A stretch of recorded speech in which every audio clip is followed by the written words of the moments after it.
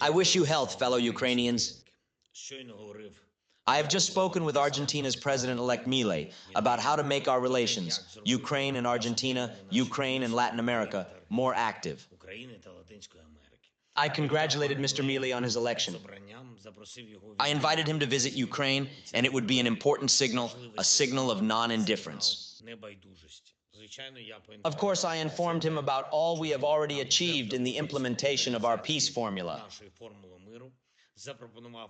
I invited Argentina to show its leadership in joint peacemaking efforts. Today, a regular meeting in the Ramштайн format was held, the 17th one already.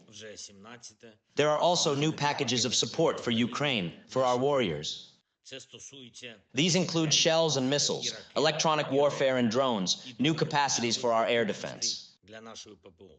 A corresponding coalition has been established, the Air Defense Development Coalition. The leaders in its organization are Germany and France. I am grateful for this leadership. I am also grateful to every country that participates in these efforts, which enable our cities and villages to be more protected from Russian attacks. Not everything can be said publicly yet, but Ukraine's Sky Shield is getting more powerful literally every month. In the near future, I expect Defense Minister Umerov to report on the results of this Рамштайн.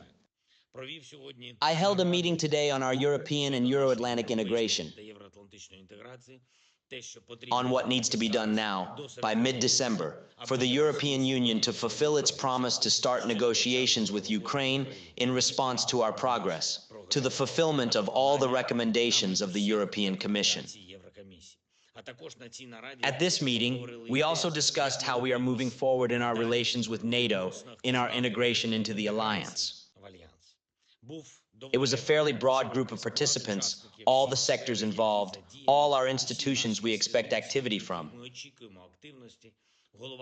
The chairman of the Verkhovna Rada of Ukraine, the Prime Minister, the relevant Deputy Prime Minister, the Minister of Defense, the Minister of Foreign Affairs, the head of the office and his relevant deputies, as well as the Chief of the General Staff.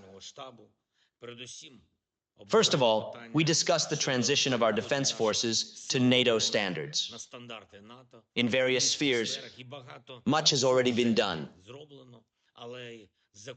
But procurement, planning, and many internal procedures deserve to be modernized. We also need to take the steps that our warriors are waiting for. There is also a clear commitment of the Ministry of Defense to the relevant decisions. There is also good, meaningful communication with partners in the alliance.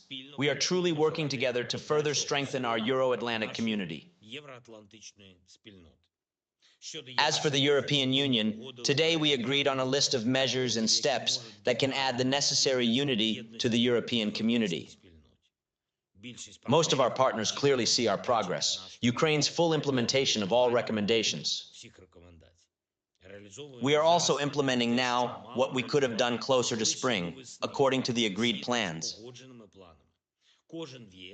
Everyone in the EU needs to see how serious Ukraine is, how clearly we are doing what is required.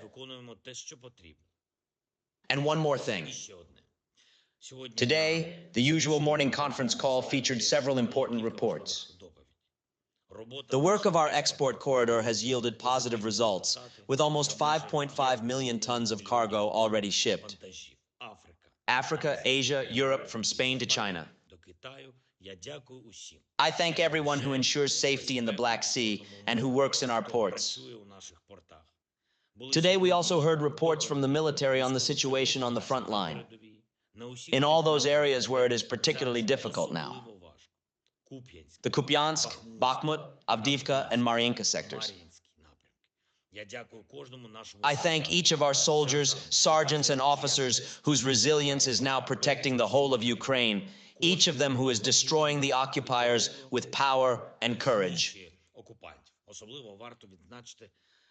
The 14th, 53rd, 110th Separate Mechanized Brigades and the 57th and 59th Separate Motorized Infantry Brigades should be especially recognized for their results these days. Warriors, I am proud of each of you. I am grateful for your strength.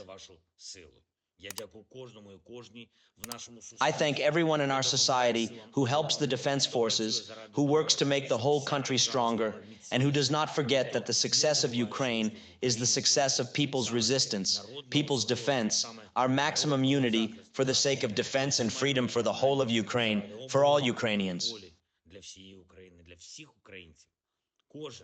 Anyone who adds to Ukraine's confidence, anyone who adds to Ukraine's results, adds to the guarantees of our independence as well. Glory to Ukraine!